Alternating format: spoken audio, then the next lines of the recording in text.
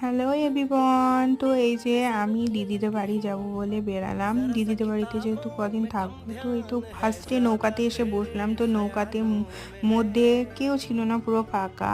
And তারপরে তো চলে এলাম দিদিদের বাড়ি। তারপরে শিফার আজকে যেহেতু জন্মদিন, সেই জন্য ওর জন্য কিছু গিফট কিনবো। তাই দিদি, আমি, শিফা, সামিয়া সবাই মিলে চলে গেলাম একটা ট্রয়ের দোকানে, যেখানে খুব সুন্দর সুন্দর ট্রয়ের কালেকশন থাকে। আর এই যে এই মুহূর্তটা দুই বোনে গল্প করতে করতে যাচ্ছে, অনুভব করছে রাস্তায়। আর এই যে স্কোয়ারের ধার দিয়েই যাচ্ছিলাম আমরা।